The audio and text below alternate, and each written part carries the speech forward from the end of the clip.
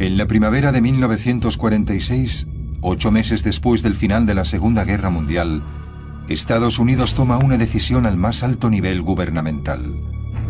Envían al fondo del mar uno de los sistemas armamentísticos más avanzados de Japón para evitar que caiga en manos de la Unión Soviética. Yo estaba atónito. Cuando lo vi por el periscopio era un monstruo, se lo aseguro. En plena guerra, los científicos norteamericanos luchaban para desentrañar los misterios de la fuerza atómica, y los nazis desarrollaban misiles balísticos que dejaban caer explosivos sobre ciudades a cientos de kilómetros. Japón también construyó un arma secreta diseñada para bombardear las ciudades norteamericanas y obligar a que Estados Unidos se rindiera. Ahora, varias décadas después, un equipo de expertos investiga por qué Estados Unidos decidió mantenerla oculta. Aquí tenemos personas que participaron en esa guerra desarrollando lo que ahora llamamos armas de destrucción masiva. El arma secreta de Japón.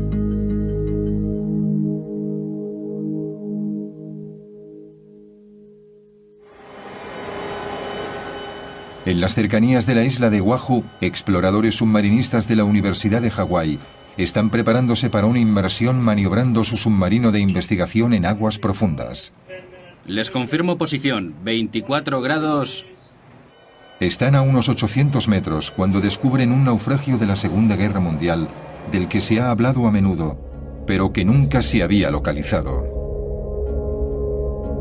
Un arma tan secreta que los norteamericanos no supieron de su existencia hasta el final de la guerra. Se han reunido 3 expertos para descifrar los secretos del programa japonés I-400. Podían rodear el Cabo de Hornos. Podían rodear el Cabo de Buena Esperanza. Son 59.500 kilómetros. Exacto, eso les daba una enorme cantidad de opciones estratégicas. Podían atacar en cualquier lugar del mundo. Era un sistema de armas global. La historia del secretísimo I-400 empieza poco después del mortal ataque de Japón a Pearl Harbor. Los japoneses atacan en diciembre de 1941 porque han visto que es una buena oportunidad. Sí. En esos momentos Japón tiene la marina más poderosa del Pacífico y se lanzan a ello. El arquitecto del ataque japonés de Pearl Harbor fue un almirante educado en Harvard, Isokoro Yamamoto. Su objetivo era conmover a Norteamérica con un golpe tan duro que la población civil se aterrorizara, se rindiera a Japón y pidiera la paz. Su ataque a Pearl Harbor consiguió hundir 5 acorazados, provocó daños en 3 destructores y varios barcos pequeños. Pero afortunadamente para los norteamericanos sus 3 portaaviones estaban en el mar el día del ataque. Fue el único error en el plan de guerra de los japoneses. También se equivocaron gravemente al pensar que Norteamérica no respondería al ataque. Un día después del ataque a Pearl Harbor, los norteamericanos declaran la guerra a Japón. Lejos de perder su valor, empiezan a reconstruir su dañada flota y emplean sus vastos recursos para derrotar a Japón.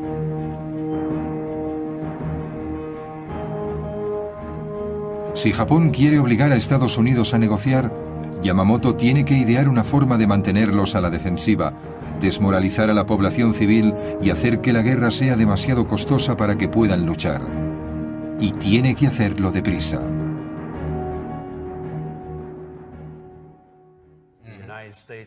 Las industrias de Estados Unidos empiezan a tomar parte de una guerra basada en la economía. Y él sabe que cuentan con todos esos medios. Conoce la limitada capacidad de la sociedad japonesa contra la gran capacidad de la sociedad norteamericana. Personalmente estaba en contra de una guerra con Estados Unidos, porque sabía que no podían ganar. Pero al mismo tiempo, como comandante en jefe de la flota combinada, sabía que tenía que elaborar una estrategia que hiciera viable la guerra de Japón contra Estados Unidos. En los meses siguientes a los de Pearl Harbor, desesperado, Yamamoto busca formas de llevar la guerra al corazón de Estados Unidos, aun sabiendo que está a miles de kilómetros. Estudia el éxito de los U-boat alemanes, los letales submarinos nazis que dan caza a los barcos en el Atlántico. Desde enero a julio de 1942, los U-Boat alemanes hunden 397 barcos que transportan millones de toneladas de suministros destinados a Gran Bretaña. Algunos fueron torpedeados cuando estaban a la vista de tierra estadounidense. Si los submarinos alemanes pueden acercarse tanto a la costa este de Estados Unidos, ¿por qué los submarinos japoneses no pueden aterrorizar la costa oeste? ¡A sus puestos! Para probar su teoría, Yamamoto ordena una serie de misiones contra la costa oeste de Estados Unidos. Envía un submarino a Santa Bárbara, California, para que bombardee una refinería de petróleo. Provocó pocos daños, pero desencadenó el miedo a una invasión japonesa a todo lo largo de la costa oeste. A lo largo del Pacífico se persigue al submarino japonés que ha traído la guerra a tierra estadounidense. En la costa, el merodeador ha atacado las refinerías de petróleo cercanas a la playa de Santa Bárbara. El trozo de una bomba hecha en Tokio produjo pocos daños, pero ha sido la primera lanzada a orillas norteamericanas durante esta guerra. Al día siguiente, la Brigada de Artillería Costera dispara 1.400 misiles antiaéreos contra lo que creen aviones enemigos, pero no se confirma el avistamiento.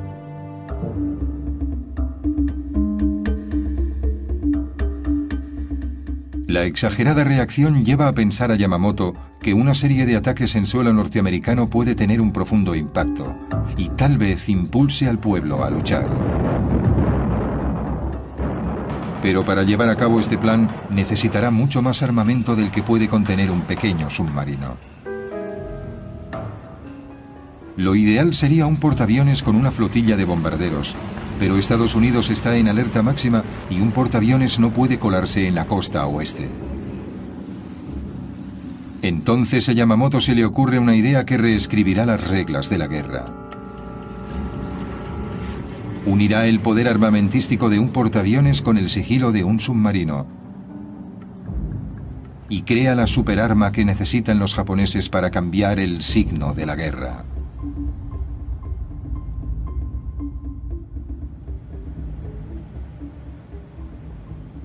La idea de un submarino que transporte un avión no es nueva, pero solo para una misión específica, el reconocimiento.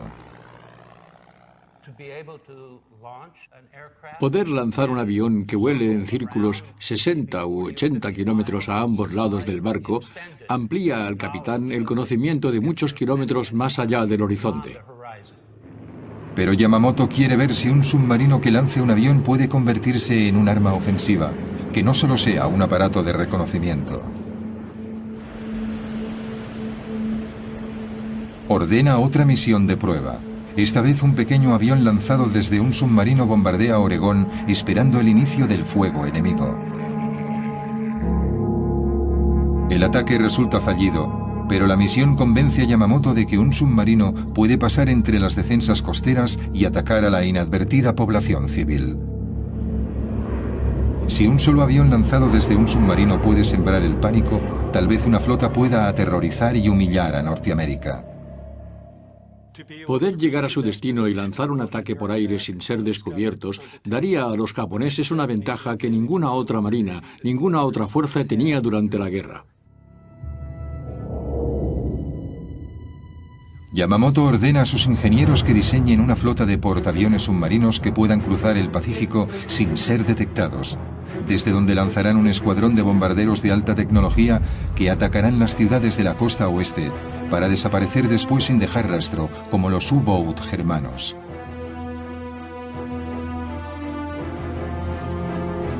Pero Yamamoto espera más de este supersubmarino. Quiere que su nueva arma aterrorice y desestabilice Norteamérica, atacando Manhattan y posiblemente hasta la ciudad de Washington.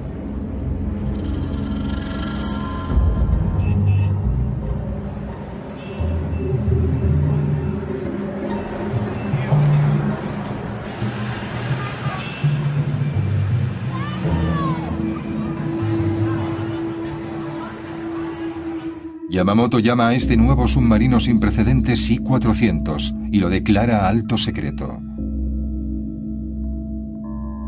Ahora, los japoneses tienen que hallar la forma de construir esta superarma a tiempo para que afecte a la guerra.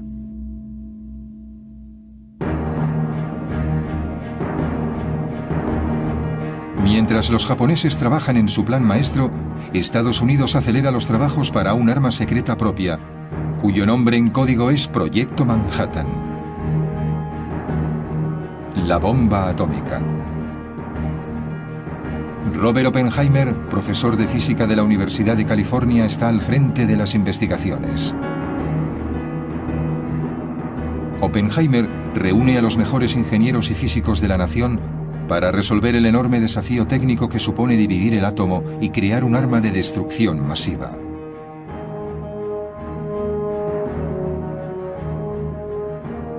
Los norteamericanos temen que los alemanes y los japoneses estén construyendo bombas atómicas, así que deben actuar con rapidez.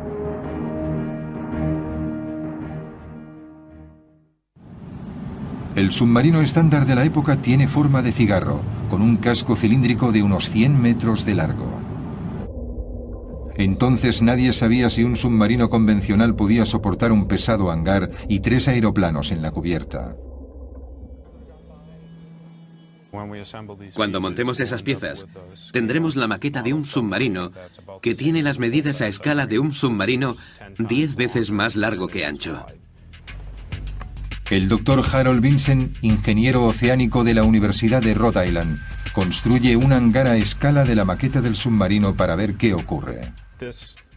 Este tubo representa el compartimiento estanco del hangar, los 3 aviones y las bombas que transportan.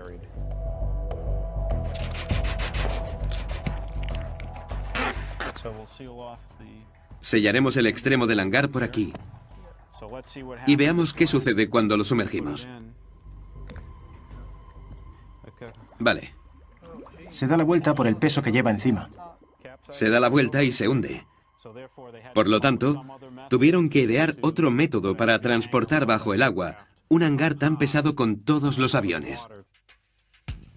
Los diseñadores japoneses deben encontrar una forma de albergar los aviones sin poner en peligro el delicado equilibrio del submarino.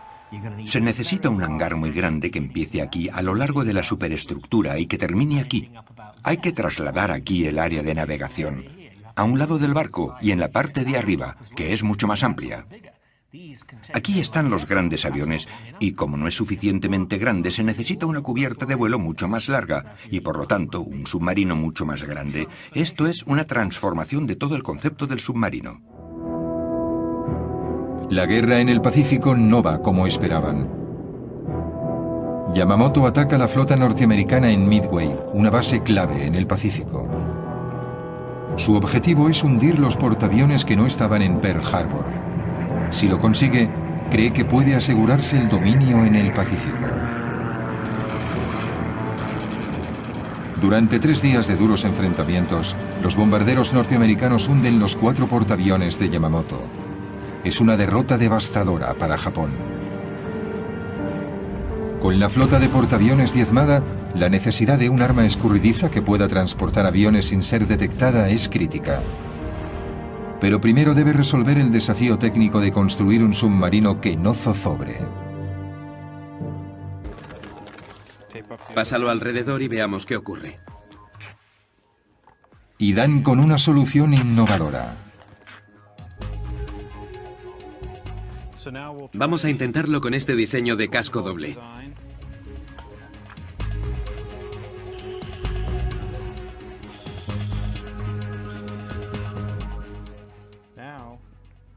Ahora es muy estable.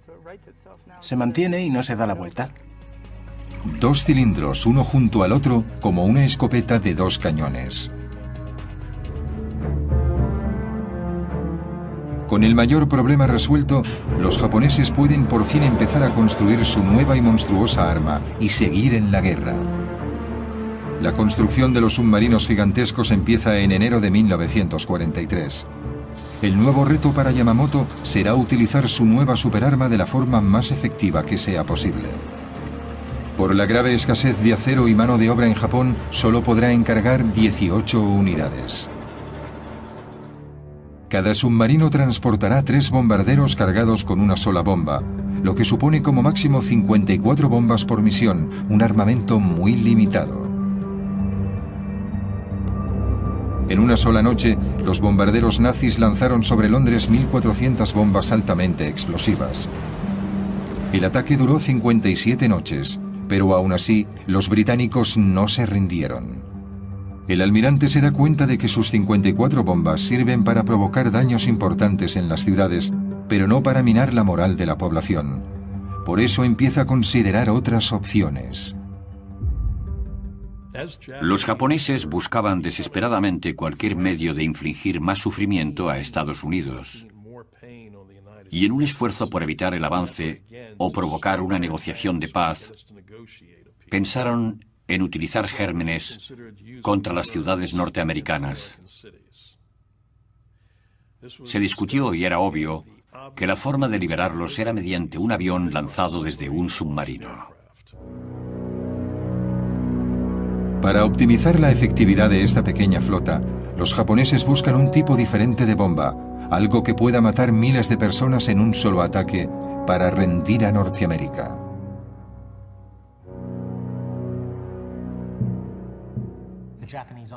El ejército japonés estaba fabricando ese tipo de armas en Manchuria en muy malas condiciones, por cierto, y parecía que la marina japonesa estaba interesada en usar bombas de Anthrax. Los elementos más radicales del ejército y de la marina abogaban por ese, diríamos, insano plan. Japón ya había demostrado su disposición a usar armas biológicas. El comandante Shiro Ishii del ejército imperial japonés mandaba la unidad 731, un programa encubierto para la guerra biológica y química que se había experimentado en civiles chinos desde 1930. En su laboratorio se criaba una plaga de moscas infectadas que liberaban en aldeas confiadas. Otras eran infectadas con anthrax y cólera. Mujeres y hombres eran infectados con enfermedades venéreas. Unos 200.000 chinos murieron como resultado de esos horribles experimentos.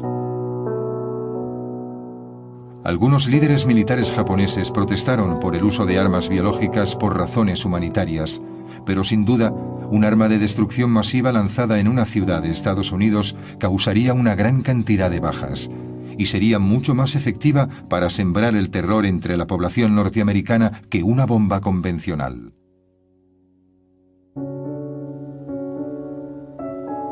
Enero de 1943.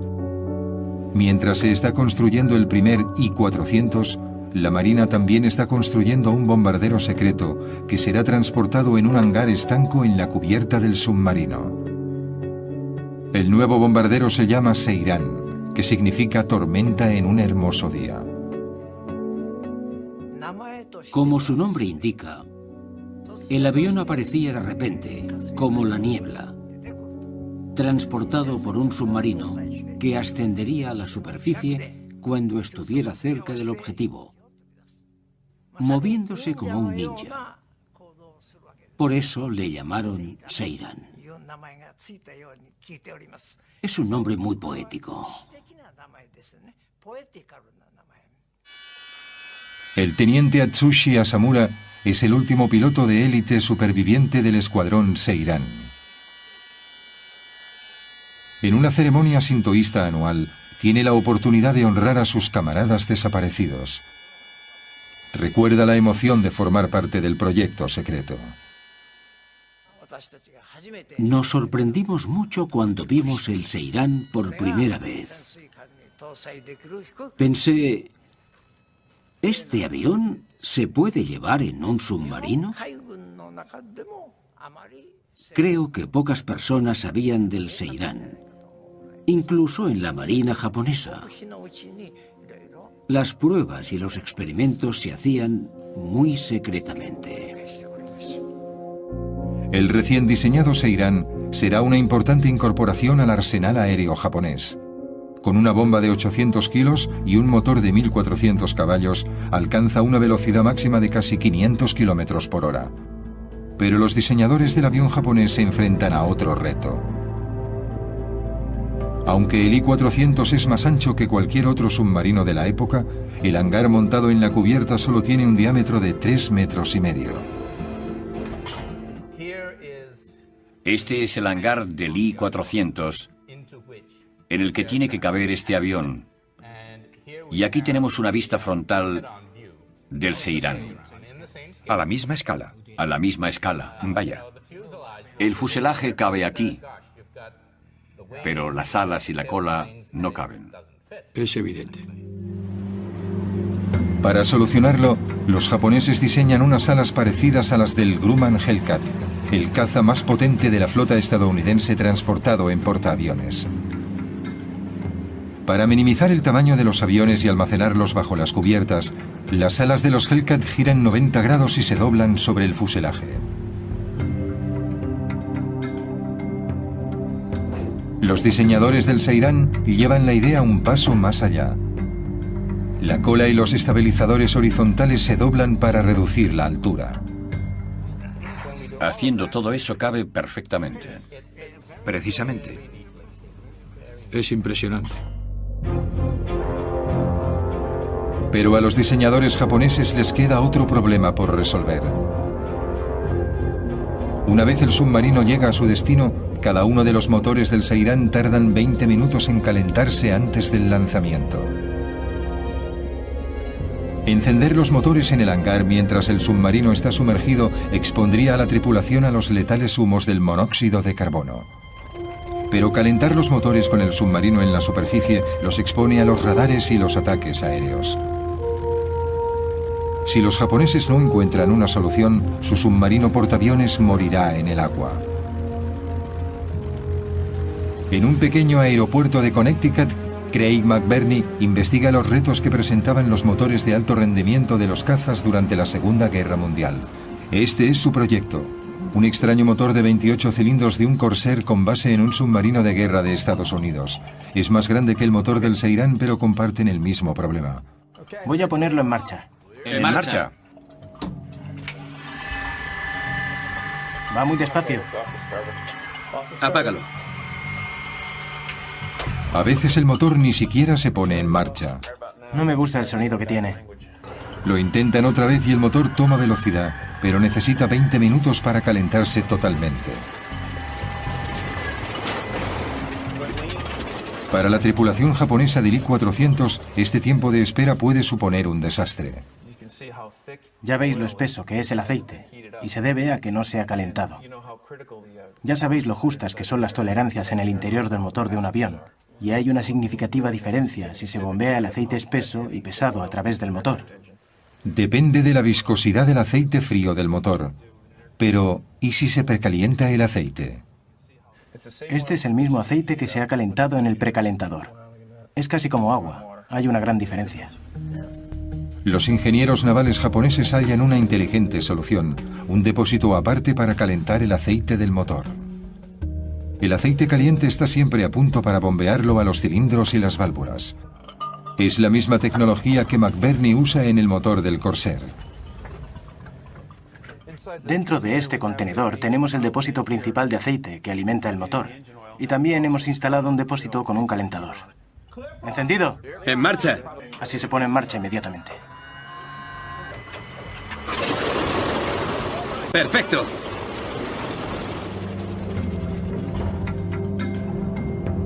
Con el aceite del motor precalentado, el avión sale del hangar hacia la rampa de despegue. El motor está en marcha. Las alas, la cola y los estabilizadores horizontales se despliegan y se colocan en posición. Se le colocan los flotadores y el avión despega hacia su misión. Ajustamos mucho el tiempo necesario para el lanzamiento, al segundo. Despegaba el primer avión, luego el segundo y después el tercero. El objetivo era que los tres aviones despegasen tan rápidamente como fuera posible. Queda un último detalle que pulir. El I-400 no es lo bastante largo para que los aviones aterricen, y cuando vuelven, los serán, amerizan y son recogidos por una grúa hidráulica que los coloca en la cubierta.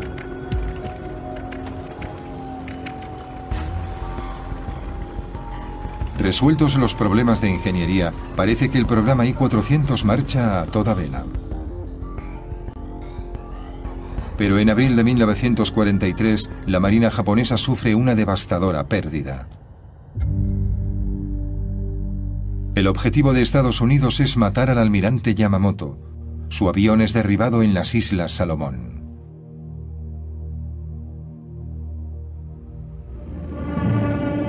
Con la desaparición del visionario creador del I-400, el programa queda en el atolladero.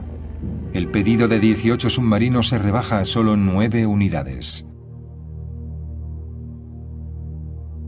Después de la muerte de Yamamoto pasa un año y medio antes de que su innovadora arma sea una realidad.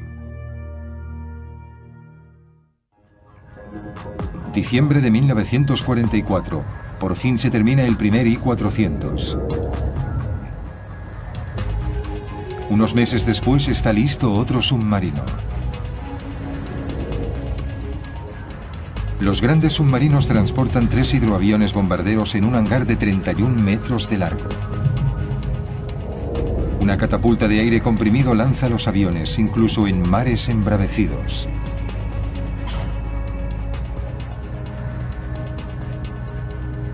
Con 121 metros de largo, el I-400 es el mayor submarino de los mares.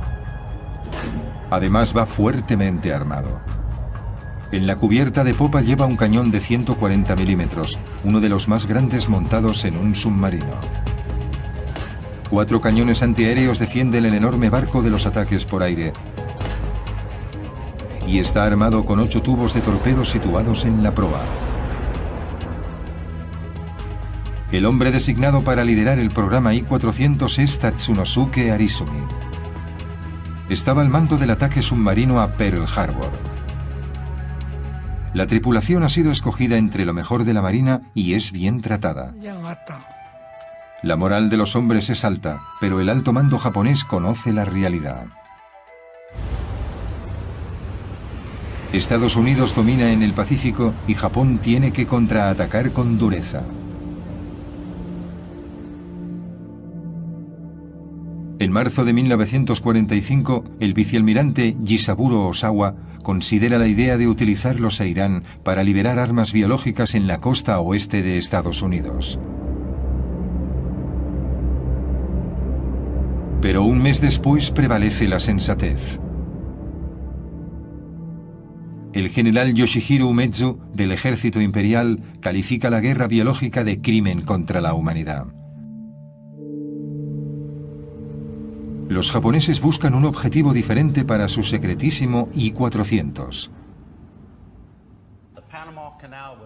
El Canal de Panamá era crucial para el paso de las fuerzas navales al Océano Pacífico. Y por eso los japoneses querían atacarlo. Si Japón podía apoderarse del canal, evitaría el tráfico de barcos durante meses, y las fuerzas aliadas tendrían que seguir una ruta mucho más larga, rodeando el Cabo de Hornos. Los estrategas navales preparan la misión. El plan era algo así. Esta flotilla de 4 submarinos transportaría 10 aviones que podían recorrer una buena distancia desde Quebec. Sí, navegando por el Pacífico.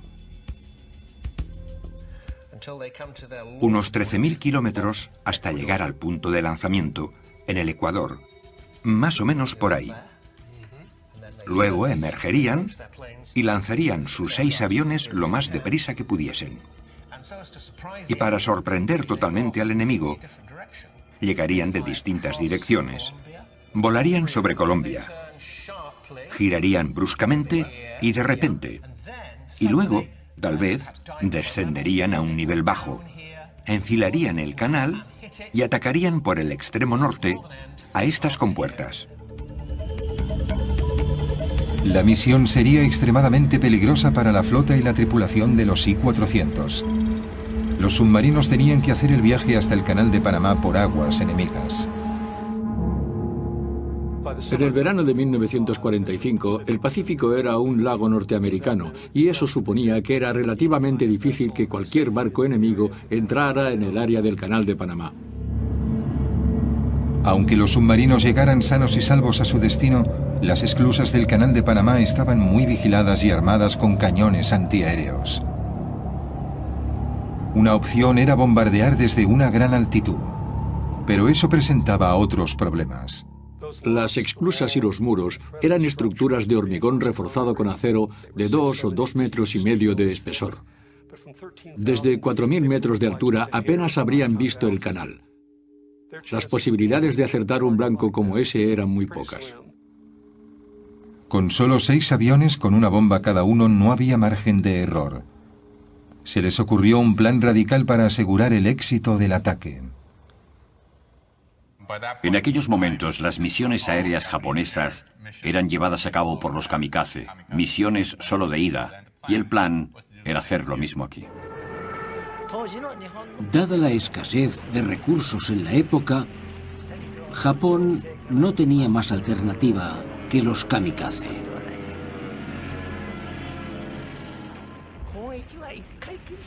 Sé que es una controversia, que muchas personas están en contra, pero creo que entonces no había elección. Sabíamos que probablemente no dieran en el blanco, incluso con varias bombas. Así que la única opción eran los kamikaze.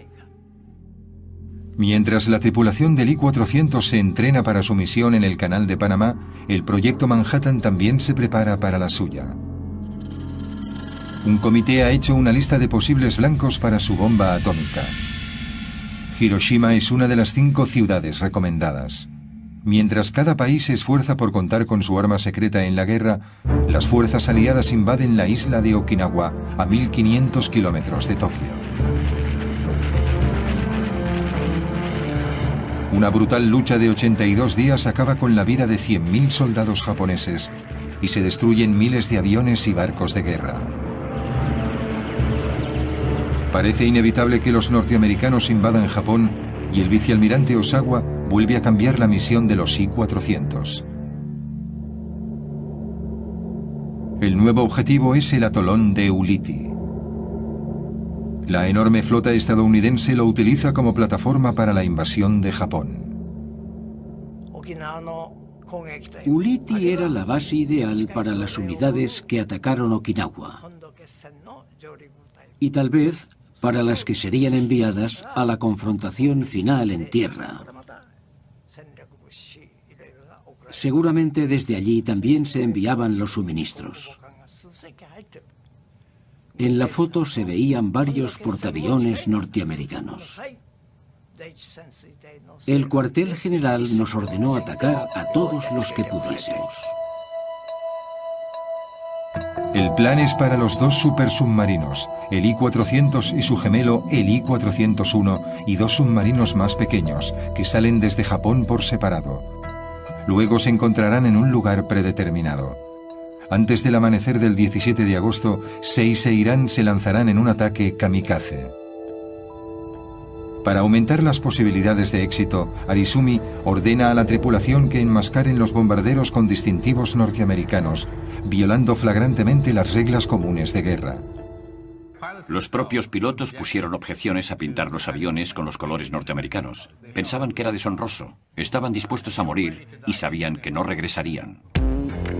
La misión estaba plagada de problemas. De camino a Ulithi, un buque de guerra estadounidense hunde uno de los submarinos pequeños. Mueren los 140 tripulantes. Es una señal de lo que le espera a la flota. En un esfuerzo por evitar los barcos enemigos, Arizumi decide dar un rodeo y cambia el punto de encuentro. Pero su mensaje no se recibe y el grupo no llega a reunirse. Mientras el I-400 y el I-401 revisan su plan de ataque, la radio emite una sorprendente noticia.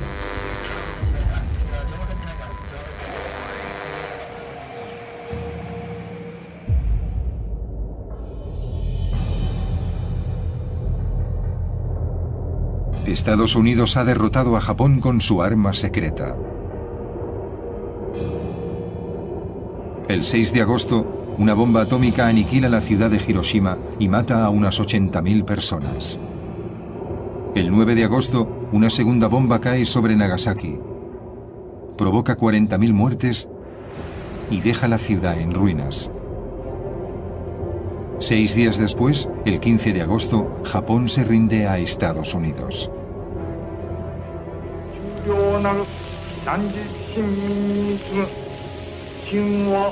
El emperador Hirohito se dirige por radio a la nación y pide a su pueblo que resistan lo irresistible, que sufran lo insufrible.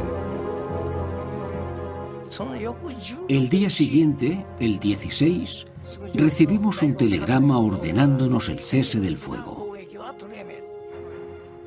Al recibir ese increíble telegrama, gradualmente fuimos asumiendo la realidad. Entonces empezó a bordo el verdadero drama. En aquella época, rendirse y seguir vivo no existía en la Marina Imperial japonesa. Los capitanes de los 2 submarinos I-400 deciden cambiar el curso y regresar a Japón. Nadie quiere rendir esos costosos barcos ni sufrir la humillación de ser capturado en aguas enemigas. Para proteger su secreto, Arizumi ordena a la tripulación de los 2 I-400 que hundan en el océano los Seiran con los distintivos norteamericanos. Los submarinos japoneses no son un peligro para la flota norteamericana. El 28 de agosto, 2 destructores estadounidenses divisan al I-400 a 300 kilómetros de las costas japonesas. El gigantesco submarino intenta escapar, pero se rinde sin luchar. Harry Arvidsson es uno de los primeros norteamericanos que aborda el I-400. Cuando nos acercamos al submarino y vi cómo era, pensé, es lo más grande que he visto en mi vida.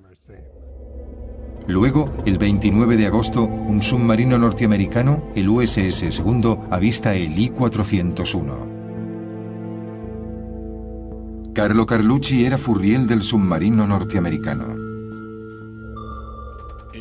Eran las 2 o 3 de la madrugada, antes del amanecer. Y entonces lo detectaron en el radar. No sabían qué era hasta que estuvieron bastante cerca. Tsuji Oyata era un joven marinero del supersubmarino japonés. No queríamos rendir aquel magnífico barco a Estados Unidos. Pensamos que era una vergüenza que lo capturaran. Aunque la guerra ha terminado, los norteamericanos no saben cómo reaccionarán los japoneses. La situación era confusa. No sabías qué pasaría. No sabíamos si dispararían o no.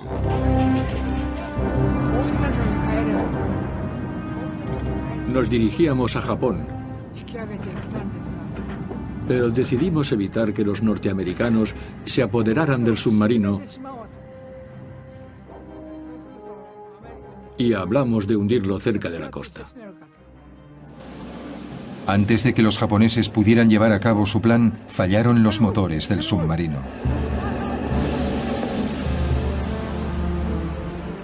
El Segundo hizo señales al enorme submarino para que se rindiera, pero Arizumi se negó.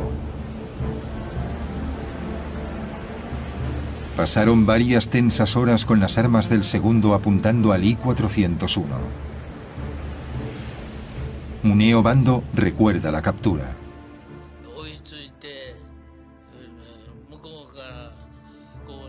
Nos apuntaron con los cañones y nos ordenaron que enviásemos un oficial a su barco.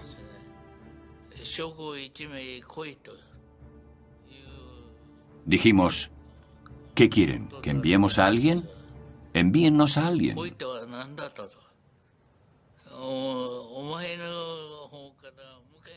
Nosotros insistíamos en mantener el orgullo y tratar de hombre a hombre.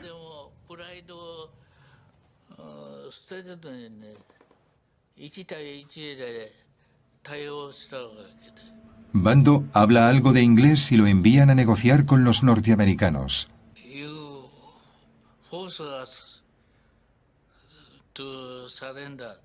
Dije, si nos obligan a rendirnos, nos suicidaremos.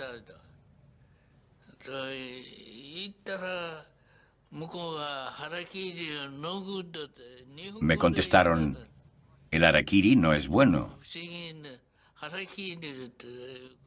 Entendieron la palabra harakiri. Tokio ordena al I-401 que se rinda al Segundo. Finalmente Arizumi asume lo inevitable y se iza la bandera negra, la señal internacional de rendición. Pero para el comandante Arizumi, la humillación de la derrota es demasiado grande. Fui a tomarme una taza de café y me senté un rato. Oí un fuerte bang. Se había suicidado. El capitán y yo entramos corriendo y vimos que se había quitado la vida. El capitán dijo, finalmente lo ha hecho.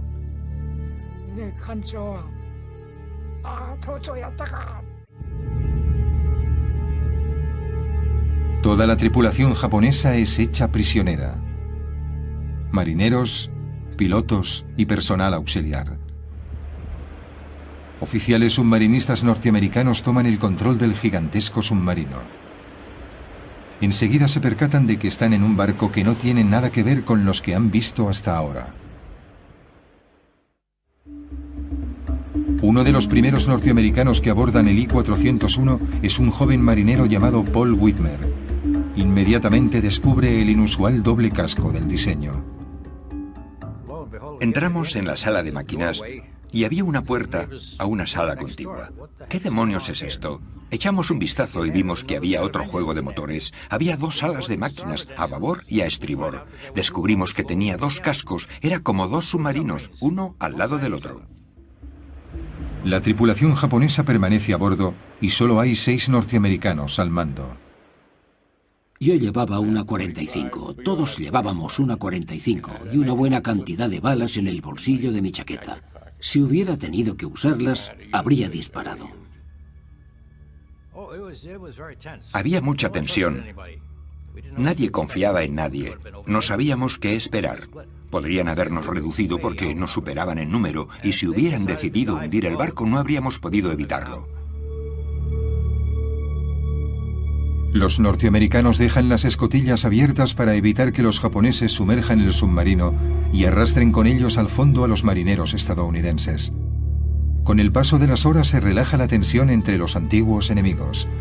Ahora tienen un objetivo común: manejar el submarino y volver sanos y salvos a Tokio. En la sala de máquinas aprendimos a comunicarnos con los japoneses. Tenían que enseñarnos y nosotros a ellos. Necesitábamos conocer algunas palabras para describir el motor. Era una forma de comunicación de escuela elemental. E intentábamos aprender sus signos y su vocabulario. ¿Cómo se llama esto? ¿Cómo se llama eso? Después de dejar a la tripulación japonesa en su país, la Marina decide llevar a Estados Unidos los inusuales barcos para estudiarlos. En diciembre de 1945 salen de Japón hacia Pearl Harbor. Los submarinos capturados llegan poco antes del día de Año Nuevo de 1946. La Marina de Estados Unidos no pierde el tiempo e inspecciona y estudia todos los detalles del diseño de los supersubmarinos.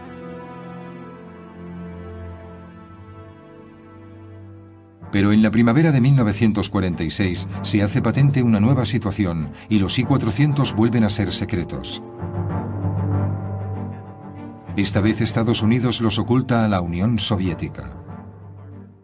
Grandes submarinos portaaviones para ataques estratégicos a sus enemigos son exactamente lo que no quieres que tengan los rusos. No. Había estallado la Guerra Fría. Exacto. Empezaba así. El principio de la Guerra Fría. Antes de que los rusos envíen una delegación para inspeccionar los submarinos, la Marina de Estados Unidos toma una precipitada decisión.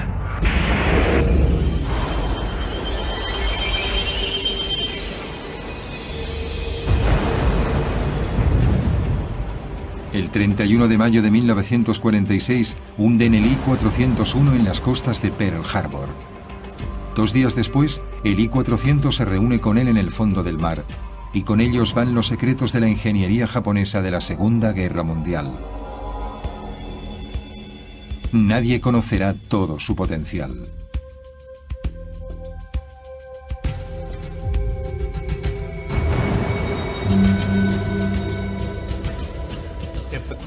La pregunta es, ¿habría cambiado el I-400 el curso de la Segunda Guerra Mundial? Seguramente no. Yo creo que no. Exactamente. Habría empeorado las cosas en 1942, pero en 1945 no. Cierto. Japón se rindió por la superioridad aplastante del material de Estados Unidos. Estados Unidos se esforzó y deseaba desplegar esa fuerza arrolladora hasta vengarse del ataque a Pearl Harbor. Aunque las posibilidades de éxito eran escasas, no se puede discutir que los I-400 eran unas armas sorprendentes. Un triunfo de la tecnología que llegó demasiado tarde. Pero lo más importante es el precedente que sentaron para la lucha submarina en la Guerra Fría, al amanecer de la era atómica. En los años 50 hizo su aparición un nuevo tipo de submarino norteamericano con una gran semejanza con el supersubmarino japonés. La clase Regulus, con hangar sobre la cubierta para el lanzamiento de misiles en vez de aviones, abriendo el camino a los submarinos portamisiles que son el centro del moderno arsenal nuclear. Yo no creo que nadie pensara en submarinos que pudieran atacar ciudades enemigas. Y esa idea la vemos hoy en las armas nucleares primarias de Estados Unidos, Francia, Gran Bretaña e incluso de Rusia. Misiles con cabeza nuclear que pueden ser lanzados desde submarinos contra ciudades enemigas. Convirtiendo los submarinos en armas ofensivas contra la población civil, los I-400 cambiaron para siempre la forma de luchar en las guerras.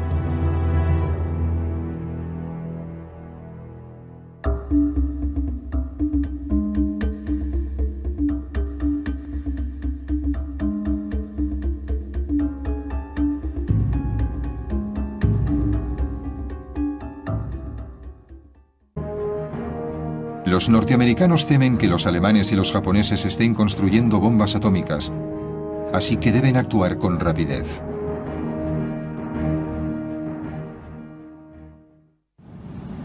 El submarino estándar de la época tiene forma de cigarro, con un casco cilíndrico de unos 100 metros de largo. Entonces nadie sabía si un submarino convencional podía soportar un pesado hangar y 3 aeroplanos en la cubierta. Cuando montemos esas piezas, tendremos la maqueta de un submarino que tiene las medidas a escala de un submarino 10 veces más largo que ancho. El doctor Harold Vincent, ingeniero oceánico de la Universidad de Rhode Island, construye un hangar a escala de la maqueta del submarino para ver qué ocurre.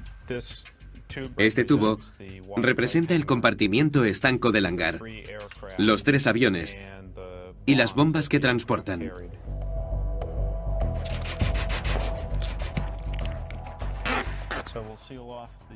Sellaremos el extremo del hangar por aquí y veamos qué sucede cuando lo sumergimos. Vale. Se da la vuelta por el peso que lleva encima. Se da la vuelta y se hunde. Por lo tanto, tuvieron que idear otro método para transportar bajo el agua un hangar tan pesado con todos los aviones. Los diseñadores japoneses deben encontrar una forma de albergar los aviones sin poner en peligro el delicado equilibrio del submarino. Se necesita un hangar muy grande que empiece aquí a lo largo de la superestructura y que termine aquí. Hay que trasladar aquí el área de navegación, a un lado del barco y en la parte de arriba, que es mucho más amplia. Aquí están los grandes aviones y como no es suficientemente grande se necesita una cubierta de vuelo mucho más larga y por lo tanto un submarino mucho más grande. Esto es una transformación de todo el concepto del submarino. La guerra en el Pacífico no va como esperaban. Yamamoto ataca la flota norteamericana en Midway, una base clave en el Pacífico. Su objetivo es hundir los portaaviones que no estaban en Pearl Harbor. Si lo consigue, cree que puede asegurarse el dominio en el Pacífico. Durante 3 días de duros enfrentamientos, los bombarderos norteamericanos hunden los 4 portaaviones de Yamamoto. Es una derrota devastadora para Japón. Con la flota de portaaviones diezmada, la necesidad de un arma escurridiza que pueda transportar aviones sin ser detectada es crítica. Pero primero debe resolver el desafío técnico de construir un submarino que no zozobre. Pásalo alrededor y veamos qué ocurre. Y dan con una solución innovadora. Vamos a intentarlo con este diseño de casco doble.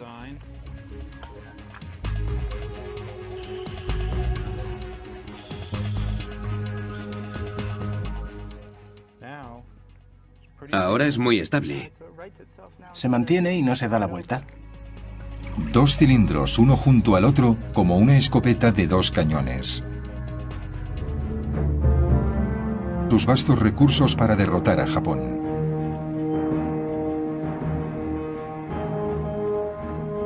Si Japón quiere obligar a Estados Unidos a negociar, Yamamoto tiene que idear una forma de mantenerlos a la defensiva, desmoralizar a la población civil y hacer que la guerra sea demasiado costosa para que puedan luchar. Y tiene que hacerlo deprisa.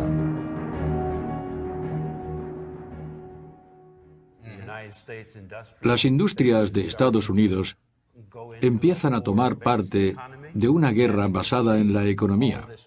Y él sabe que cuentan con todos esos medios. Conoce la limitada capacidad de la sociedad japonesa contra la gran capacidad de la sociedad norteamericana. Personalmente estaba en contra de una guerra con Estados Unidos, porque sabía que no podían ganar. Pero al mismo tiempo, como comandante en jefe de la flota combinada, sabía que tenía que elaborar una estrategia que hiciera viable la guerra de Japón contra Estados Unidos. En los meses siguientes a los de Pearl Harbor, desesperado, Yamamoto busca formas de llevar la guerra al corazón de Estados Unidos, aun sabiendo que está a miles de kilómetros. Estudia el éxito de los U-Boat alemanes, los letales submarinos nazis que dan caza a los barcos en el Atlántico. Desde enero a julio de 1942, los U-Boat alemanes hunden 397 barcos que transportan millones de toneladas de suministros destinados a Gran Bretaña. Algunos fueron torpedeados cuando estaban a la vista de tierra estadounidense. Si los submarinos alemanes pueden acercarse tanto a la costa este de Estados Unidos, ¿por qué los submarinos japoneses no pueden aterrorizar la costa oeste? ¡A sus puestos! Para probar su teoría, Yamamoto ordena una serie de misiones contra la costa oeste de Estados Unidos. Envía un submarino a Santa Bárbara, California, para que bombardee una refinería de petróleo. Provocó pocos daños, pero desencadenó el miedo a una invasión japonesa a todo lo largo de la costa oeste. A lo largo del Pacífico se persigue al submarino japonés que ha traído la guerra a tierra estadounidense. En la costa, el merodeador ha atacado las refinerías de petróleo cercanas a la playa de Santa Bárbara. El trozo de una bomba hecha en Tokio produjo pocos daños, pero ha sido la primera lanzada a orillas norteamericanas durante esta guerra. Al día siguiente, la Brigada de Artillería Costera dispara 1.400 misiles antiaéreos contra lo que creen aviones enemigos, pero no se confirma el avistamiento.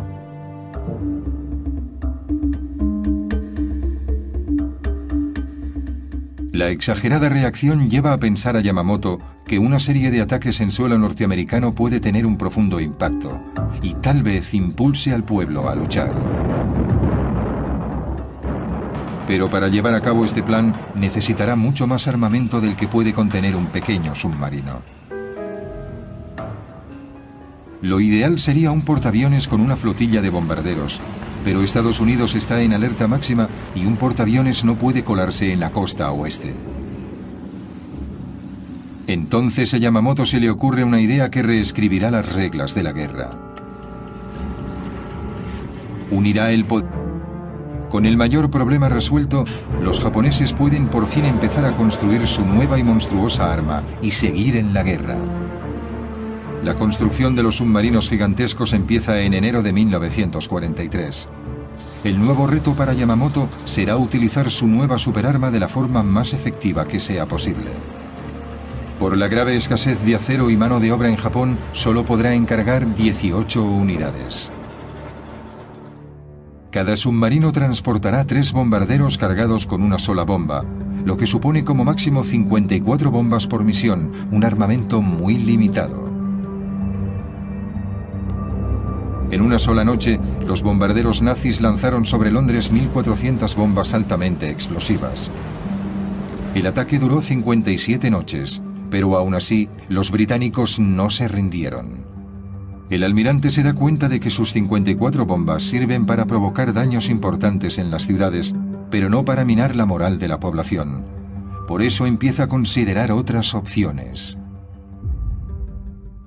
Los japoneses buscaban desesperadamente cualquier medio de infligir más sufrimiento a Estados Unidos. Y en un esfuerzo por evitar el avance o provocar una negociación de paz, pensaron en utilizar gérmenes contra las ciudades norteamericanas. Se discutió y era obvio que la forma de liberarlos era mediante un avión lanzado desde un submarino. Para optimizar la efectividad de esta pequeña flota, los japoneses buscan un tipo diferente de bomba, algo que pueda matar miles de personas en un solo ataque para rendir a Norteamérica.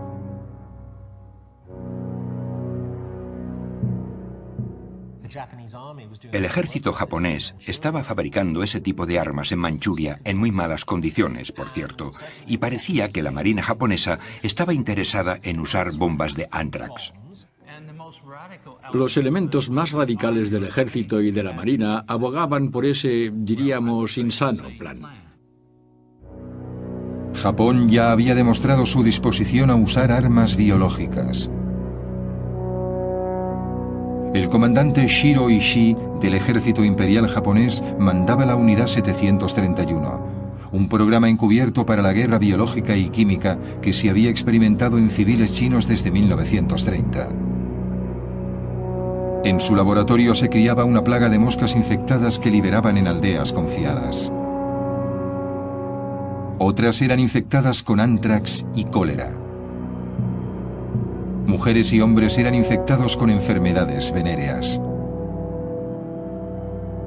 Unos 200.000 chinos murieron como resultado de esos horribles experimentos. Algunos líderes militares japoneses protestaron por el uso de armas biológicas por razones humanitarias, pero sin duda, un arma de destrucción masiva lanzada en una ciudad de Estados Unidos causaría una gran cantidad de bajas y sería mucho más efectiva para sembrar el terror entre la población norteamericana que una bomba convencional.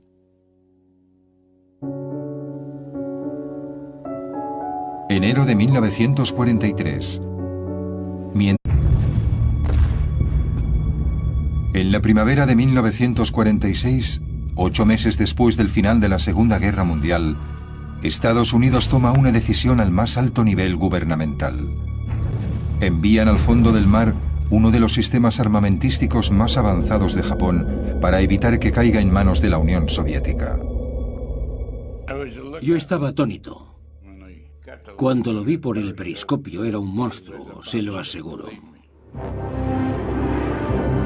En plena guerra, los científicos norteamericanos luchaban para desentrañar los misterios de la fuerza atómica, y los nazis desarrollaban misiles balísticos que dejaban caer explosivos sobre ciudades a cientos de kilómetros.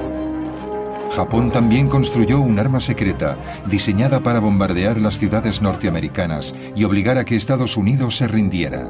Ahora, varias décadas después, un equipo de expertos investiga por qué Estados Unidos decidió mantenerla oculta. Aquí tenemos personas que participaron en esa guerra desarrollando lo que ahora llamamos armas de destrucción masiva.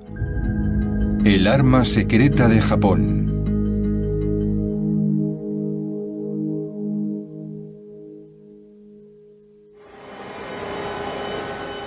En las cercanías de la isla de Oahu, exploradores submarinistas de la Universidad de Hawái están preparándose para una inmersión maniobrando su submarino de investigación en aguas profundas. Les confirmo posición, 24 grados... Están a unos 800 metros cuando descubren un naufragio de la Segunda Guerra Mundial del que se ha hablado a menudo, pero que nunca se había localizado. Un arma tan secreta que los norteamericanos no supieron de su existencia hasta el final de la guerra. Se han reunido 3 expertos para descifrar los secretos del programa japonés I-400. Podían rodear el Cabo de Hornos. Podían rodear el Cabo de Buena Esperanza. Son 59.500 kilómetros. Exacto, eso les daba una enorme cantidad de opciones estratégicas. Podían atacar en cualquier lugar del mundo. Era un sistema de armas global. La historia del secretísimo I-400 empieza poco después del mortal ataque de Japón a Pearl Harbor. Los japoneses atacan en diciembre de 1941 porque han visto que es una buena oportunidad. Sí. En esos momentos Japón tiene la marina más poderosa del Pacífico y se lanzan a ello. El arquitecto del ataque japonés de Pearl Harbor fue un almirante educado en Harvard, Isokoro Yamamoto. Su objetivo era conmover a Norteamérica con un golpe tan duro que la población civil se aterrorizara, se rindiera a Japón y pidiera la paz. Su ataque a Pearl Harbor consiguió hundir 5 acorazados, provocó daños en 3 destructores y varios barcos pequeños. Pero afortunadamente para los norteamericanos sus 3 portaaviones estaban en el mar el día del ataque. Fue el único error en el plan de guerra de los japoneses. También se equivocaron gravemente al pensar que Norteamérica no respondería al ataque. Un día después del ataque a Pearl Harbor, los norteamericanos declaran la guerra a Japón. Lejos de perder su valor, empiezan a reconstruir su dañada flota y emplean su poder armamentístico de un portaaviones con el sigilo de un submarino. Y crea la superarma que necesitan los japoneses para cambiar el signo de la guerra.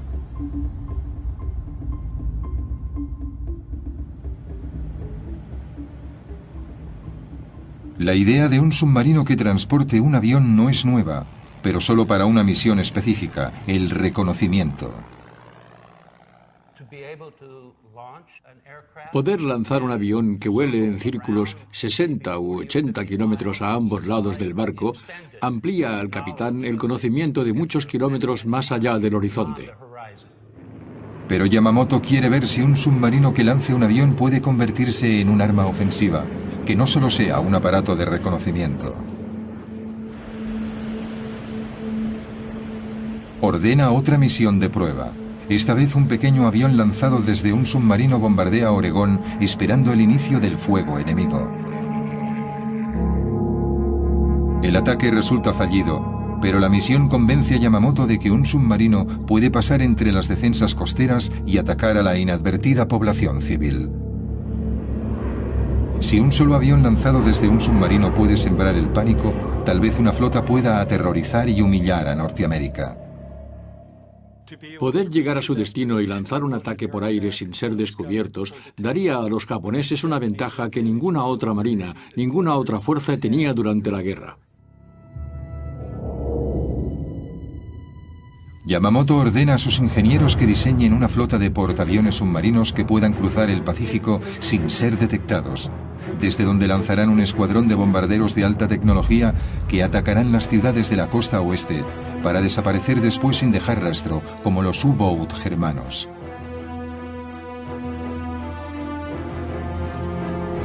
Pero Yamamoto espera más de este supersubmarino. Quiere que su nueva arma aterrorice y desestabilice Norteamérica, atacando Manhattan y posiblemente hasta la ciudad de Washington.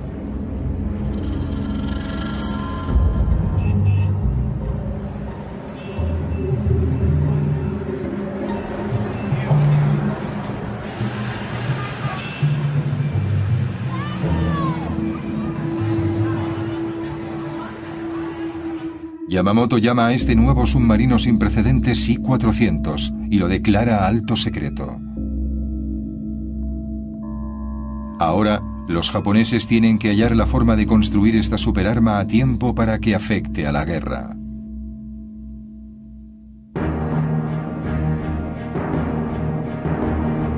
Mientras los japoneses trabajan en su plan maestro, Estados Unidos acelera los trabajos para un arma secreta propia, cuyo nombre en código es Proyecto Manhattan. La bomba atómica. Robert Oppenheimer, profesor de física de la Universidad de California, está al frente de las investigaciones. Oppenheimer reúne a los mejores ingenieros y físicos de la nación para resolver el enorme desafío técnico que supone dividir el átomo y crear un arma de destrucción masiva.